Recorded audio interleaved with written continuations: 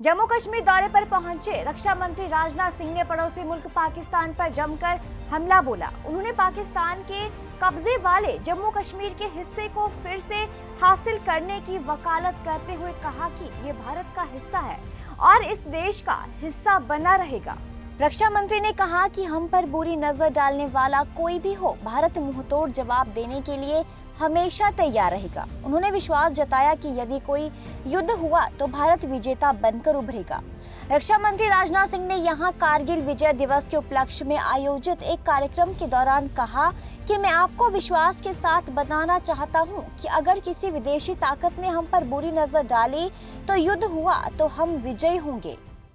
आज हम एक बात की और मैं चर्चा करना चाहता हूं। जब भी पाकिस्तान के साथ हमारा युद्ध हुआ है, चाहे चीन के साथ हमारा युद्ध हुआ है, जम्मू कश्मीर की जनता बराबर सेना के जवानों के साथ खड़ी रही है। कुछ लोगों की बात छोड़ दी है, चाहे हिंदू रहा हो चाहे मुसलमान रहा हो, सभी भारत के सेना के जवानों के साथ खड़े रहे हैं। बहनों भाइयों, हम इसको नहीं भूल सकते हैं। प्रारंभ से ही जिस पंडित श्यामा प्रसाद मुखर्जी की चर्चा अभी आदरणीय दत्तात्रेय होसबोले जी ने की है, उनके द्वारा हमारे वहां पंडित प्रेमनाथ जी डोंगरा, सब लोग ये कहते थे धारा 370 का यह आर्टिफिशियल लीगल बैरियर क्यों होना चाहिए जम्मू कश्मीर के साथ। क्या एक आंगन में यदि 4 कोने होते हैं तो 4 कोनों में क्या कोई स्पेशल कोना हुआ करता है? क्या किसी मां के 4 औलादें हुआ करती हैं तो 3 औलादें नालायक होती हैं और एक लड़का कोई स्पेशल, कोई नौजवान या स्पेशल औलाद हुआ करती है? ऐसा कभी नहीं होता है। इसलिए उस समय भारत भी सोचता था। डॉक्टर श्यामा प्रसाद मुखर्जी, पंडित प्रेमनाथ जी डोंगरा जैसे लोगों ने उस समय नारा जो दिया था, उसकी याद आपको अच्छी तरह होगी। 2 विधान 2 निशान 2 प्रधान भारत में नहीं चलेंगे। और बहनों भाइयों, समय की प्रतीक्षा थी, सरकार बन गई।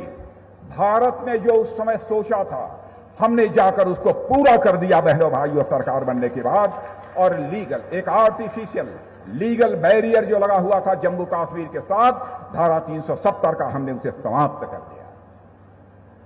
यहां पर मैं यह भी चर्चा करना चाहूंगा, कारगिल का जो युद्ध हुआ है उसमें हमारे थल सेना, वायु सेना और हमारी जो जल सेना यानी आर्मी, नेवी और एयरफोर्स के अंदर जो ज्वाइंटनेस, जो एकता देखने को मिली है, एक दूसरे का जिस तरीके से सहयोग किया है, हम लोगों ने उसी से सीख लेते हुए फैसला किया है किसी प्रकार से अब ज्वाइंट कमांड, यहां पर ज्वाइंट थिएटर कमांड बनाए जाएंगे।